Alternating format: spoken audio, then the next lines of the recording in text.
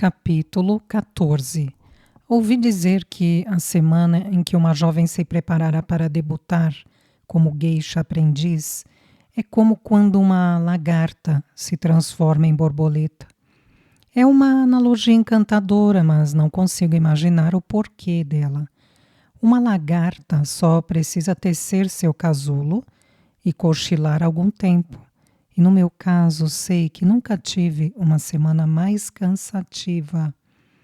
O primeiro passo foi mandar arrumar meu cabelo, como o de uma geisha aprendiz, no estilo pêssego partido que já mencionei. Havia muitos cabeleireiros em Guion. O de Mamerá trabalhava numa sala apinhada sobre um restaurante de enguias. Tive de esperar quase 2 horas pela minha vez, com 6 ou 8 gueixas ajoelhadas aqui e ali, inclusive no patamar da escada. Lamento dizer que o odor de cabelo sujo dominava tudo. Os penteados elaborados que as gueixas usavam naquele tempo eram caros e exigiam tanto esforço que ninguém costumava ir ao cabeleireiro mais do que uma vez por semana. No fim deste período, nem os perfumes que punham no cabelo adiantavam muito.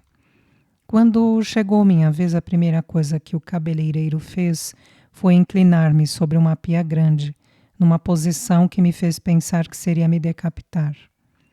Depois despejou um balde de água quente em meu cabelo e começou a esfregar com sabonete. Na verdade, esfregar não é forte o bastante, porque o que ele fez em meu couro cabeludo, com os dedos, estava mais para o que um trabalhador faz com uma enxada num campo. Pensando nisso agora, sei por quê. A caspa é um grande problema entre as gueixas e poucas coisas são mais desagradáveis e fazem o cabelo parecer mais sujo. O cabeleireiro podia ter as melhores razões, mas algum tempo depois meu couro cabeludo estava tão sensível que eu quase chorei de dor. Por fim, ele me disse: "Vamos, chore se tiver vontade. Por que acha que a coloquei em cima de uma pia?" Acho que era a sua ideia de piada inteligente, porque depois de dizer isso ele riu alto.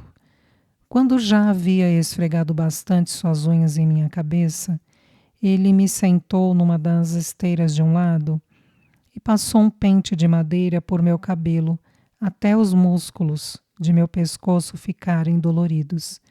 Por fim, contentou-se ao ver que não havia mais nós e penteou meu cabelo com óleo de camélias, dando-lhe um brilho encantador. Eu começava a pensar que o pior tinha passado, mas aí ele pegou uma barra de cera. Devo dizer que mesmo com óleo de camélias como lubrificante e um ferro quente para amaciar a cera, cabelo e cera não combinam. É uma demonstração de quanto somos civilizados. O fato de uma jovem se sentar voluntariamente e permitir que um homem adulto penteie seu cabelo com cera sem fazer nada, além de choramingar em silêncio. Se você tentar isso com o cachorro, ele morderá tanto que você poderá espiar pelos buracos em suas mãos. Quando meu cabelo estava todo encerado, o cabeleireiro penteou para trás a parte da frente e levantou o restante num grande coque, como uma almofadinha para alfinetes no alto da cabeça.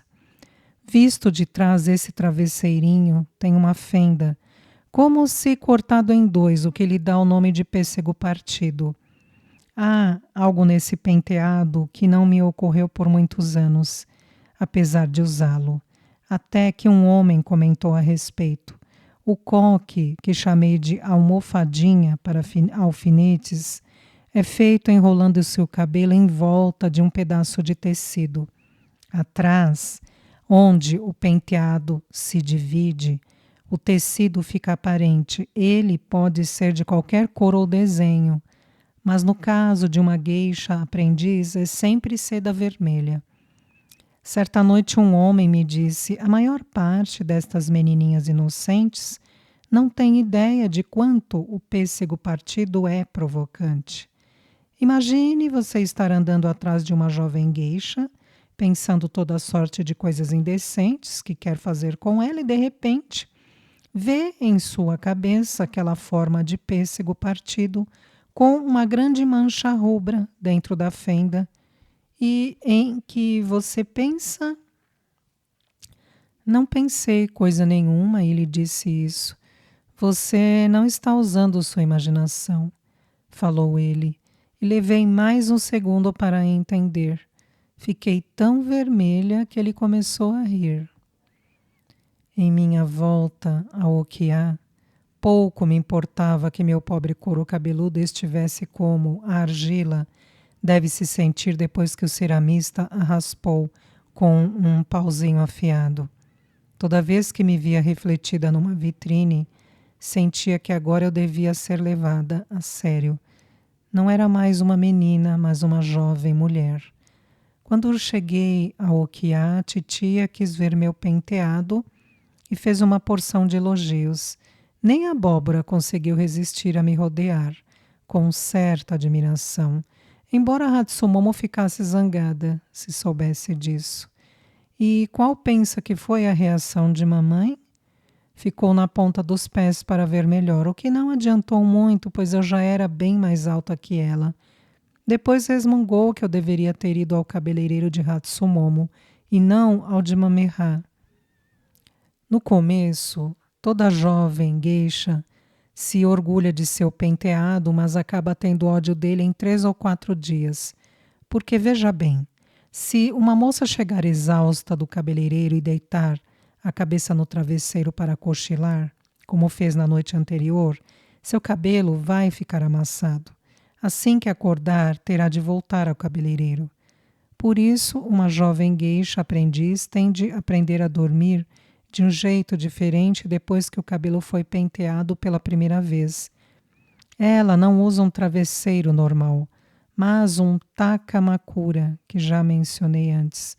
Não é bem um travesseiro, mas um suporte para a base do pescoço. A maioria é forrada com um saquinho de casca de trigo, mas mesmo assim não é muito melhor do que botar a nuca numa pedra.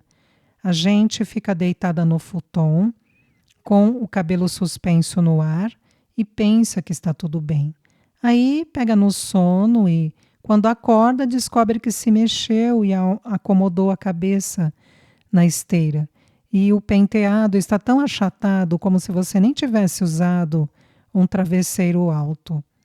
No meu caso, titia me ensinou a evitar isso botando uma bandeja de farinha de arroz na esteira, debaixo do meu cabelo. Sempre que minha cabeça escorregava durante o sono, meu cabelo caía na farinha, que se grudava à cera, arruinando o meu penteado. Eu já vira a abóbora passar por esta provação. Agora era a minha vez. Por algum tempo acordei todas as manhãs com o cabelo desmanchado e tinha de voltar para a fila da tortura do cabeleireiro. Todas as tardes da semana anterior à minha estreia, titia me vestia com os trajes completos de uma geisha aprendiz e me fazia caminhar pelo corredor de terra da Okiá para me fortalecer. No começo eu mal conseguia andar e tinha medo de cair de costas. Jovens se vestem de maneira muito mais complicada do que mulheres mais velhas. Veja bem, o que significa cores mais brilhantes e tecidos mais chamativos, mas também um obi mais longo. Uma mulher madura usa o obi amarrado atrás, do jeito que chamamos nó de tambor, porque forma uma almofadinha bem arrumada. Isso não exige muito tecido, mas uma moça mais jovem, com cerca de 20 anos, usa o seu obi de maneira mais chamativa.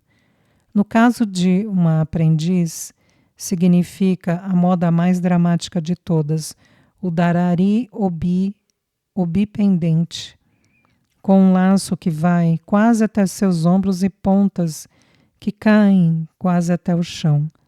Por mais colorido que o kimono seja, o obi é sempre muito mais.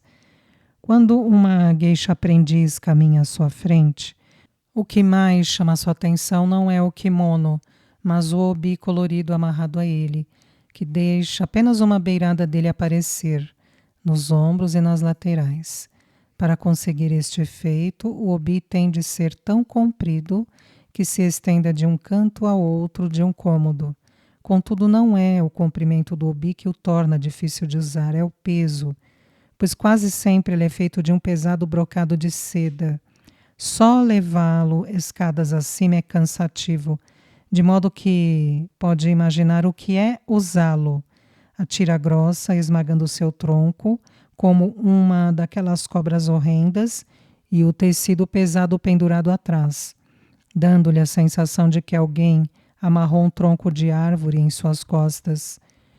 Para piorar ainda mais as coisas, o kimono também é pesado, com mangas longas esvoaçantes. Não falo de mangas que caiam até o solo. Você pode ter notado que quando uma mulher de kimono estende os braços, o tecido da parte de baixo da manga pende, formando uma espécie de bolso. Esse bolso fofo que chamamos de furi é a parte comprida no kimono de uma geisha aprendiz. Pode arrastar no chão se a moça não tomar cuidado. E quando ela dança, certamente vai pisar nas mangas, se não as enrolar várias vezes no braço para tirá-las do caminho. Anos mais tarde, certa noite, um famoso cientista da Universidade de Kyoto, muito bêbado, disse algo sobre o traje de uma geisha aprendiz que nunca esqueci. O mandril africano, muitas vezes, é considerado o mais exibido dos primatas, mas acho que a geisha aprendiz de Gion talvez seja o primata mais colorido de todos. Finalmente chegou o dia em que Mameha e eu realizaríamos a cerimônia que nos ligaria como irmãs. Tomei banho cedo e passei o resto da manhã me vestindo. Titia me ajudou com os toques finais de maquiagem e cabelo. Como a cera e a maquiagem cobriam minha pele, eu tinha a sensação de ter perdido toda a sensibilidade do rosto. Sempre que tocava minha face, eu só sentia vagamente a pressão do dedo. Fiz isso tantas vezes que titia teve de refazer minha maquiagem. Depois, quando me analisei no espelho, algo muito estranho aconteceu. Eu sabia que a pessoa ajoelhada diante da mesa de maquiagem era eu, mas ao mesmo tempo, aquela menina que me encarava era uma estranha. Cheguei a estender a mão para tocá-la e fiquei espantada com o vidro frio entre nós. Ela usava a magnífica maquiagem de uma geisha. Seus lábios eram de um vermelho forte num rosto branco, como giz. Faces pintadas de um rosa suave. Seu cabelo era enfeitado de flores de seda e galinhos de arroz. Usava um kimono formal preto com o emblema da Okianita. Quando, enfim, consegui me pôr de pé, fui ao saguão e me contemplei atônita no espelho grande. Começando pela bainha do meu vestido, um dragão bordado se enroscava da parte inferior do traje até o meio de minha coxa. Sua juba era tecida de fios brilhosos, com uma linda cor vermelha. Suas garras e dentes eram de prata e os olhos dourados, de ouro, de verdade. Não pude impedir as lágrimas de me subirem aos olhos e tive de olhar para o teto para evitar que corressem pelas minhas faces. Antes de deixar a Okiá, peguei o lenço que o presidente me dera e o enfiei no obi para me dar boa sorte. Titia me acompanhou ao apartamento de Mameha, onde expressei minha gratidão à minha futura irmã mais velha e prometi honrá-la e respeitá-la. Então, fomos as 3 ao templo de Gion, onde Mameha e eu batemos palmas e anunciamos aos deuses que logo estaríamos ligadas como irmãs. Rezei para que me favorecessem nos anos futuros e então fechei os olhos e agradeci por me terem concedido o meu desejo de 3 anos e meio antes de me tornar uma geisha. A cerimônia aconteceria na casa de chá Ichiriki, que é certamente a mais conhecida do Japão inteiro. Tem uma bela história, em parte por causa de um famoso samurai que se escondeu ali no começo de 1700. Se você alguma vez já ouviu a história dos 47 Ronins que vingaram a morte do seu mestre e depois se suicidaram pelo seppuku, bem, foi o líder deles que se escondeu na casa de chá Ichiriki enquanto tramava a vingança. A maior parte das casas de chá de primeira categoria em Gion não pode ser vista da rua, exceto pelas suas entradas simples, mas a Ichiriki é tão óbvia quanto uma maçã numa árvore. Fica num canto proeminente da Avenida Shijo, rodeada por paredes lisas, cor de abricó, com cobertura de telhas. Pareceu-me um verdadeiro palácio. Lá apareceram também mamãe e 2 outras irmãs, mais jovens de Mamerá. Quando nos reunimos no pátio externo, uma criada nos conduziu pelo hall de entrada e por um lindo corredor sinuoso, até uma pequena sala com tatames no fundo. Eu nunca tinha estado em um local tão elegante. Cada peça de madeira brilhava. As paredes de reboco eram perfeitas. Senti a fragrância doce e seca do kuroyaki calcinado, tipo de perfume que se faz queimando madeira e moendo-a até virar uma poeira cinza macia. É muito antiquado e até Mamerá, que era uma geisha bem tradicional, preferia algo mais ocidental. Mas todo o kuroyaki, usado por gerações de geishas, ainda assombrava o Ichiriki. Até hoje tenho um pouco que guardo num potinho de madeira e quando sinto o cheiro parece que voltei àquele lugar. A cerimônia assistida pela dona da Ichiriki durou apenas uns 10 minutos. Uma criada trouxe uma bandeja com várias taças e Mamerá e eu bebemos juntas. Tomei 3 golinhos de uma taça e passei a ela, que bebeu outros 3. Repetimos isso com 3 taças diferentes e pronto. A partir daquele instante, eu já não era conhecida como Shio. Era a geisha noviça Sayuri.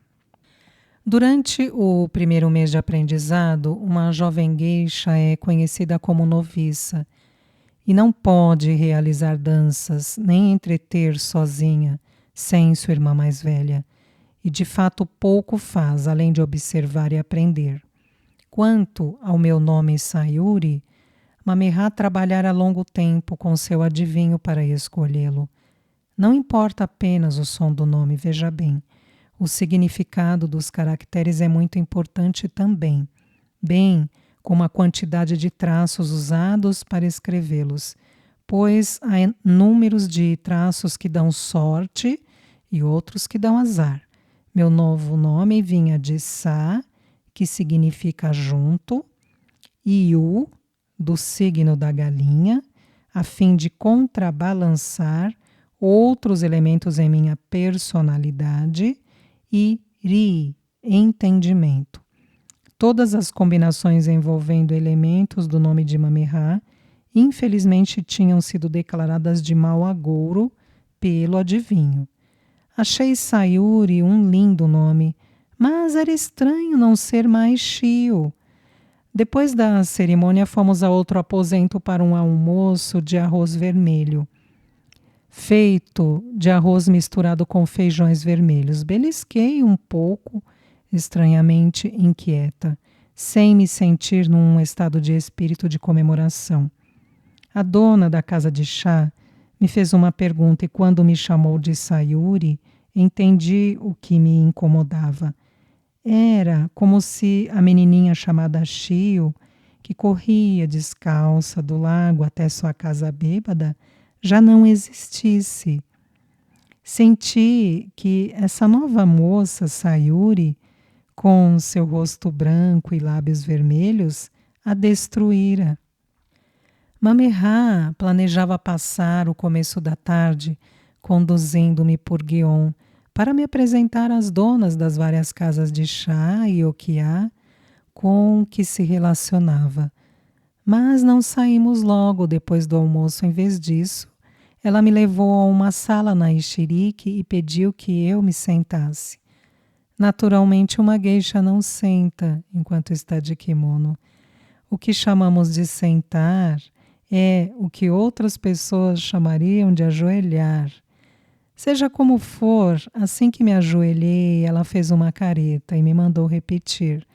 Os trajes eram tão desajeitados que tive de tentar várias vezes, até conseguir da forma correta.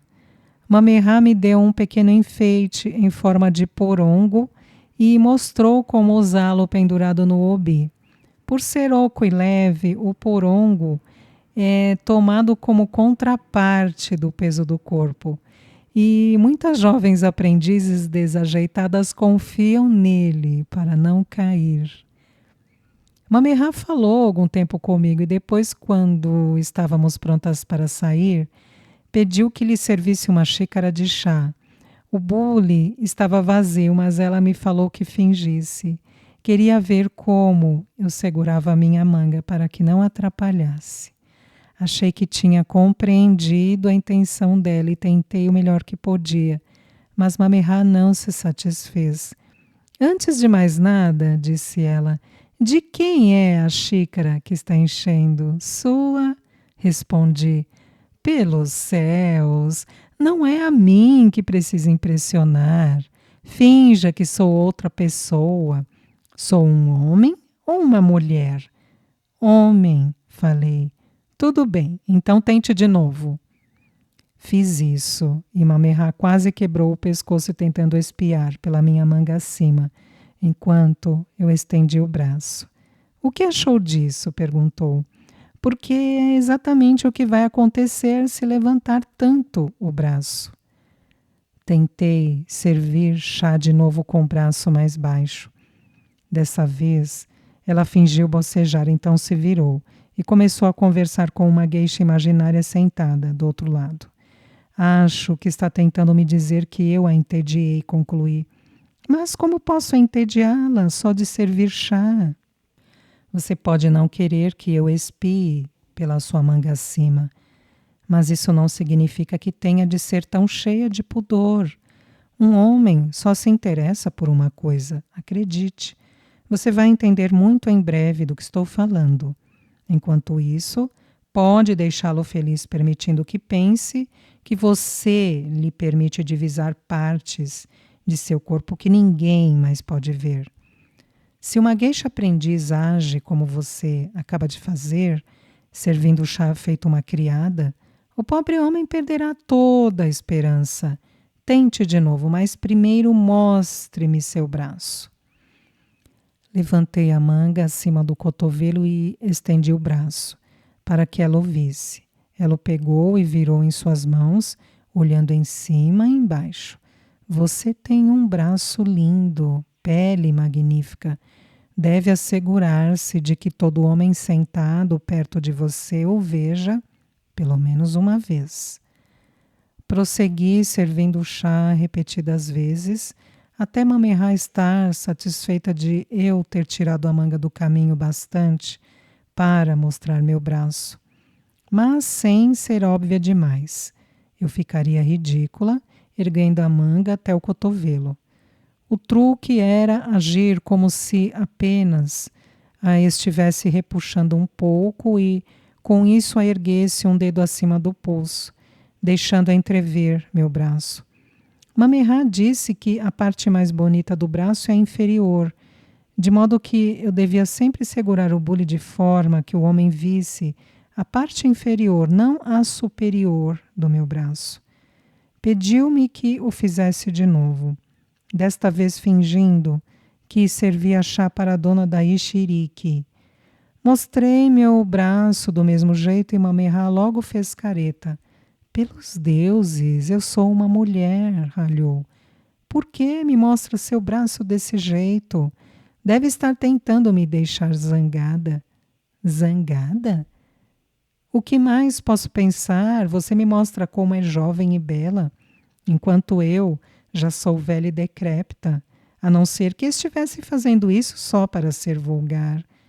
Como isso pode ser vulgar? Por que outra razão você faria questão de me mostrar a parte inferior do braço? Pode também me mostrar a planta do pé ou a parte interna da coxa. Se por acaso eu vir algo aqui ou ali, tudo bem, mas fazer questão de me mostrar. Então, servi mais algumas vezes e aprendi mais sobre a postura e o método adequados. Por fim, Mamerra anunciou que estávamos prontas para sair juntas em Guion. A essa altura, fazia várias horas que eu usava o traje completo de geisha aprendiz. Agora tinha de tentar andar por Guion nos sapatos que chamamos de okobo. São bem altos e feitos de madeira, com belas correias brilhosas que seguram o sapato no pé. A maior parte das pessoas acha muito elegante o modo como se inclinam, de maneira que a pegada é bem menor que a parte onde o pé toca. Mas achei difícil caminhar com eles de forma suave. Era como se tivesse telhas amarradas nas plantas dos pés. Mamerra e eu paramos umas 20 vezes, em várias okiá e casas de chá, embora não passássemos mais de 5 minutos em cada uma. Como regra geral, uma criada atendia a porta e Mamerra pedia educadamente para falar com a dona. Então, quando esta aparecia, Mamerra lhe dizia: queria lhe apresentar minha irmã mais nova, Sayuri. Eu fazia uma mesura profunda e dizia: peço o favor da sua generosidade, senhora. A dona e Mamerra trocavam algumas palavras e íamos embora.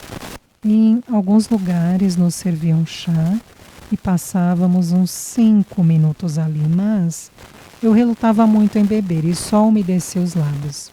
Usar o banheiro de kimono é uma das coisas mais difíceis de aprender e eu não estava segura de saber fazê-lo.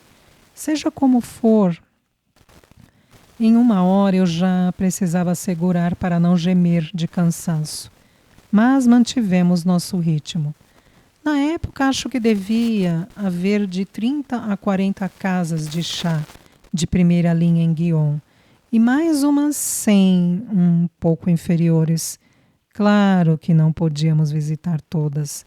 Fomos a umas 15 ou 16, onde Mamerra estava habituada a entreter. Quantas okiá deviam existir? Centenas. Mas fomos apenas a umas poucas, com as quais Mamerra mantinha alguma relação.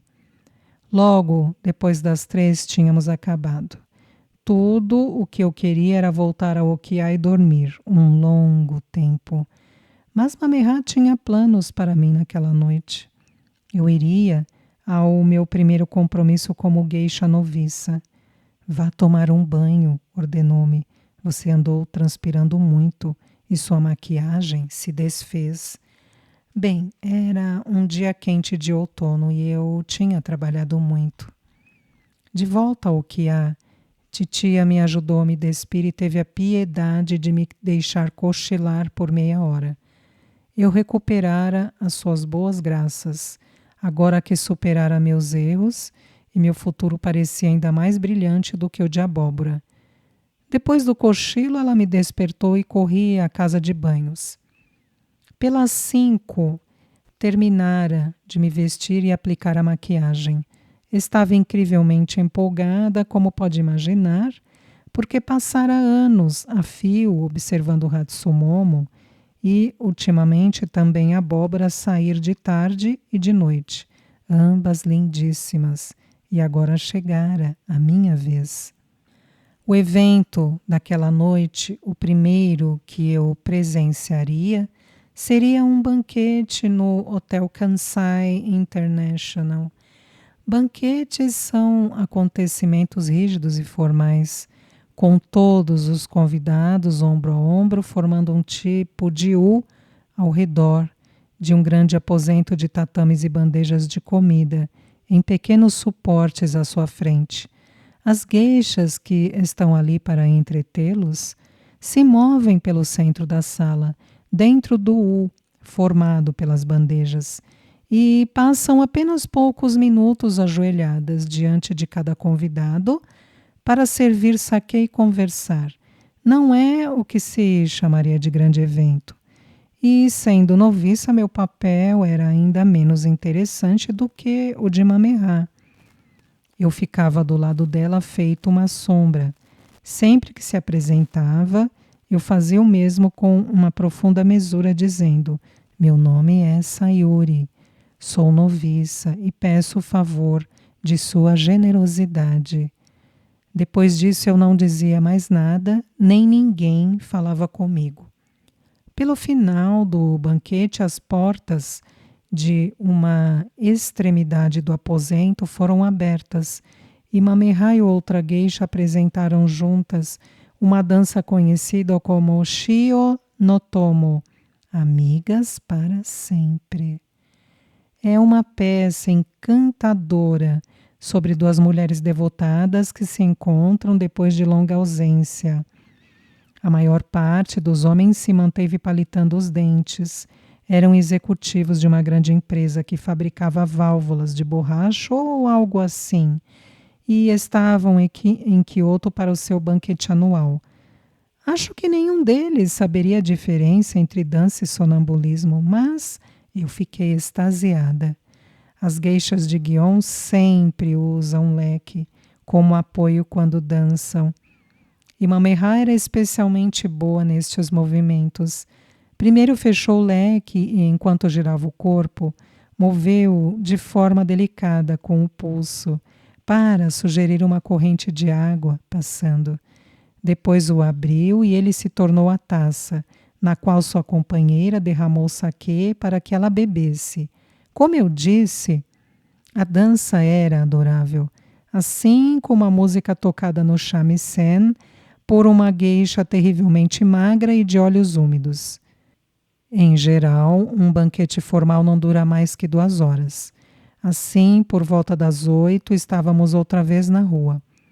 Ia me virar para agradecer a Mamerá e dar-lhe boa noite quando ela me disse: bem, pensei em mandá-la dormir agora, mas parece tão cheia de energia. Estou indo para a casa de chá com Moriá. Venha comigo e verá pela primeira vez uma festa informal. É melhor começarmos a exibir você quanto antes. Eu não podia lhe dizer que estava cansada demais. Assim, engoli meus verdadeiros sentimentos e segui Mamerá pela rua. A festa, como ela me explicou enquanto andávamos, seria dada pelo diretor do Teatro Nacional de Tóquio. Ele conhecia todas as geishas importantes de quase todos os distritos de geishas do país e, embora provavelmente fosse muito cordial quando Mamerá me apresentasse, eu não devia esperar que ele dissesse muita coisa. Minha única responsabilidade era certificar-me de estar sempre bonita e atenta. Cuide de que não aconteça nada que a faça ficar menos bonita, avisou-me ela. Entramos na casa de chá e fomos conduzidas por uma criada a uma sala no 2º andar. Quase nem me atrevi a espiar, quando uma Mamerá se ajoelhou e abriu a porta para os lados. Mas pude ver 7 ou 8 homens sentados em almofadas em torno de uma mesa, com umas 4 geishas. Fizemos a mesura e entramos. Depois nos ajoelhamos nas esteiras para fechar a porta atrás de nós, pois é assim que uma geisha entra numa sala. Primeiro, cumprimentamos as outras geishas, como Mamerá me dissera para fazer, depois o anfitrião, numa ponta da mesa, e por fim, os outros convidados. Mamerá-san, disse uma das geishas, Chegou bem na hora de nos contar aquela história sobre Konda-san, o fabricante de perucas. Ah, céus, nem me lembro, disse Mamerra e todos riram.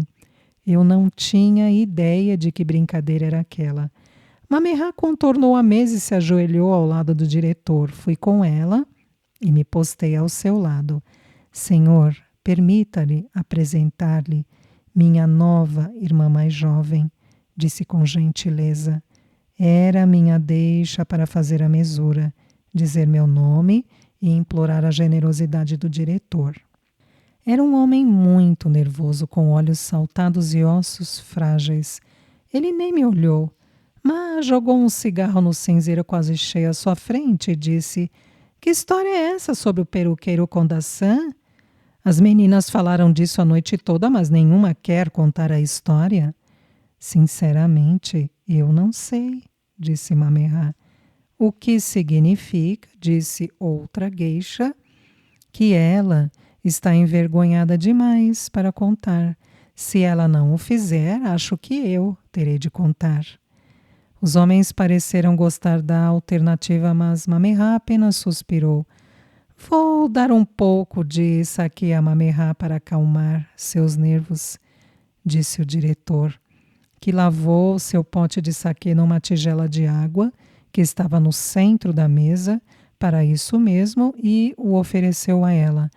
Bem, começou a outra geisha, o tal Konda-san é o melhor fabricante de perucas de Gion, ou pelo menos é o que todo mundo diz. E por anos a fio, Mamerra-san o contratou. Sempre teve o melhor de tudo, sabem?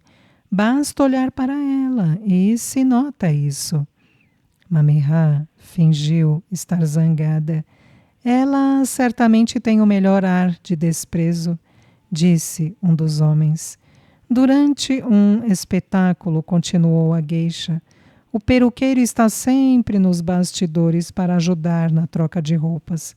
Seguidamente, enquanto uma geisha tira certo traje e coloca outro, algo pode escorregar aqui ou ali e, de repente, seio de fora. Ou um pouquinho de cabelo. Vocês sabem, essas coisas acontecem, seja como for.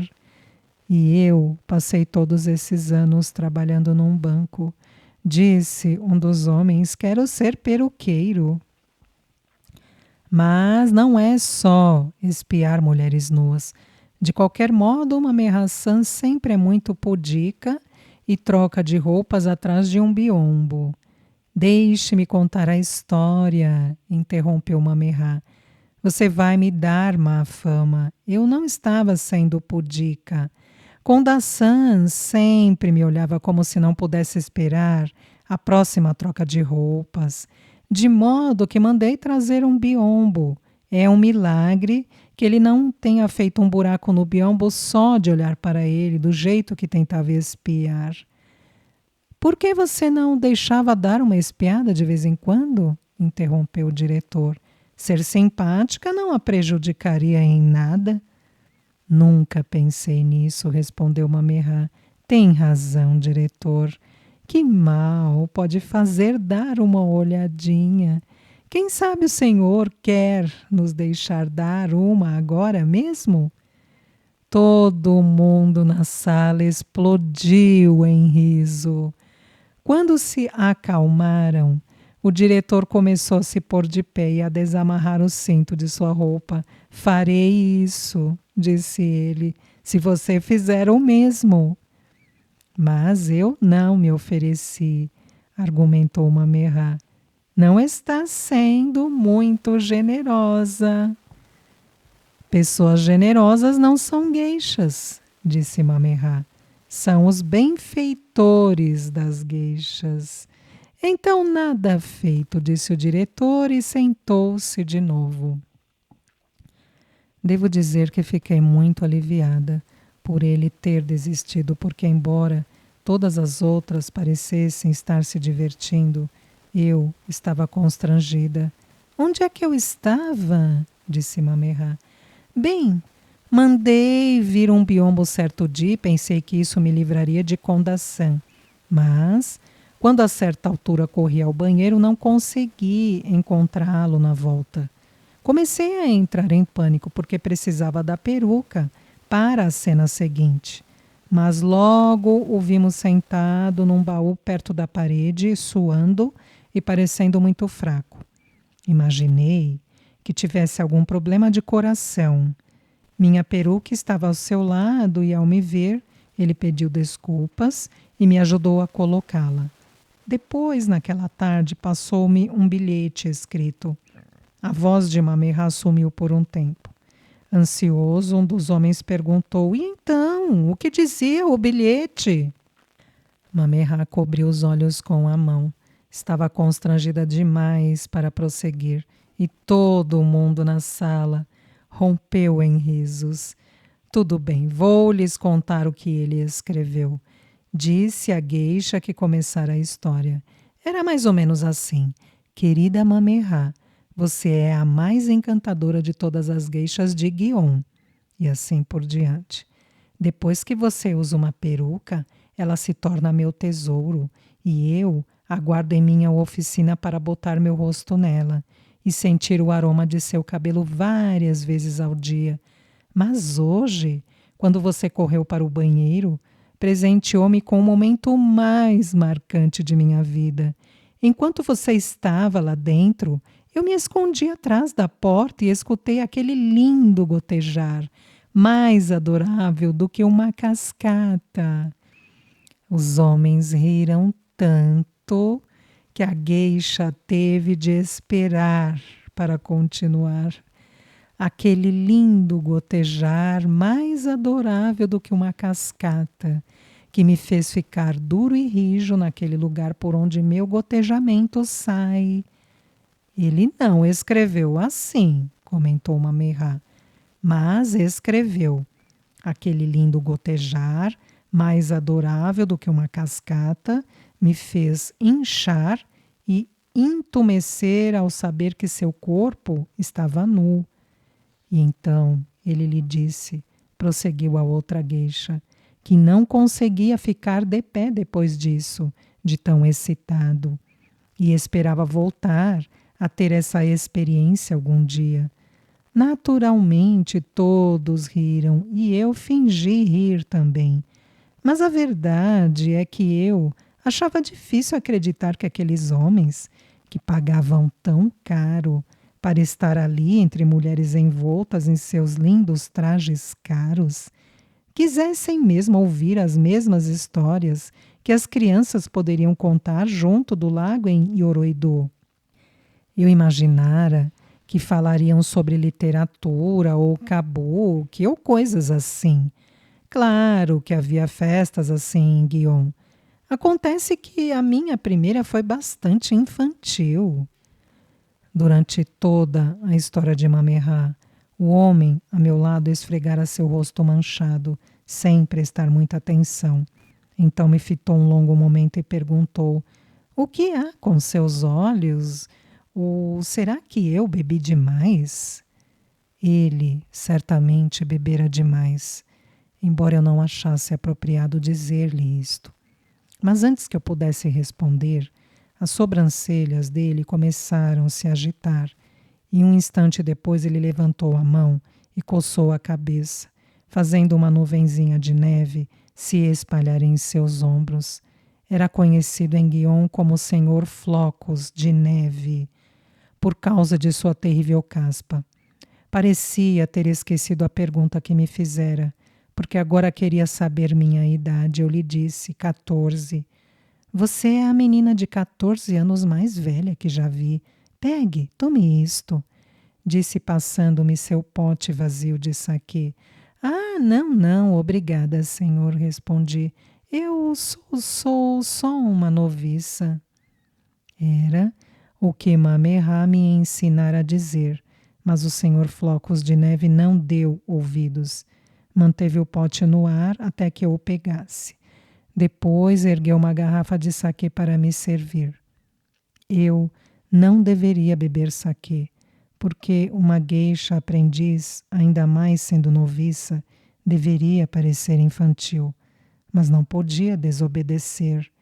Estendi-lhe a taça de saquê e ele coçou novamente a cabeça antes de servir. Fiquei horrorizada ao ver algumas caspas caírem no pote. O senhor Flocos de Neve o encheu de saquê e me disse: agora beba, vamos, a primeira de muitas.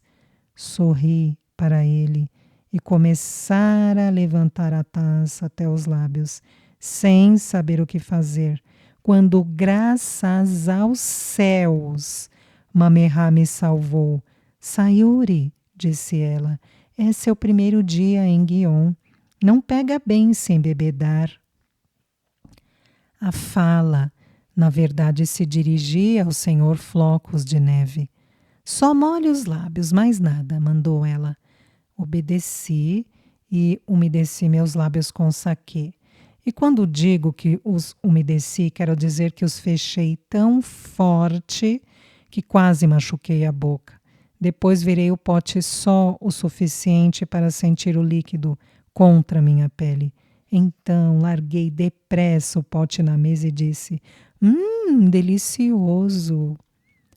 Peguei o lenço em meu ubi e fiquei aliviada ao limpar delicadamente os lábios com ele e alegra-me dizer que o senhor Flocos de Neve nem percebeu, pois estava ocupado olhando o pote cheio à sua frente. Um momento depois o pegou e o despejou na garganta, levantou-se e me pediu licença para ir ao banheiro. Espera-se que uma geisha aprendiz acompanhe um homem ao banheiro, mas ninguém espera que uma noviça o faça. Quando não há uma aprendiz na sala, o homem vai sozinho ou, às vezes, uma das geishas o acompanha.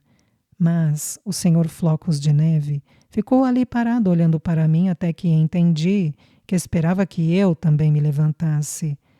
Eu não conhecia a casa de chá Komoriá, mas o senhor Flocos de Neve certamente conhecia. Seguiu pelo hall e, dobrando um corredor, ele parou de lado enquanto eu abria a porta do banheiro para ele. Depois que a fechei e fiquei esperando no corredor, ouvi alguém subindo as escadas, mas não pensei em nada. Logo, o senhor Flocos de Neve terminou e voltamos. Quando entrei na sala, notei que outra geisha se reunira ao grupo, junto com uma aprendiz. Estavam de costas para a porta, de modo que não enxerguei seus rostos até seguir o senhor Flocos de Neve em torno da mesa e ocupar de novo o meu lugar. Pode imaginar como fiquei chocada quando as vi, pois ali, do outro lado da mesa, estava a mulher que eu daria tudo para evitar. Hatsumomo sorria para mim com a abóbora ao seu lado.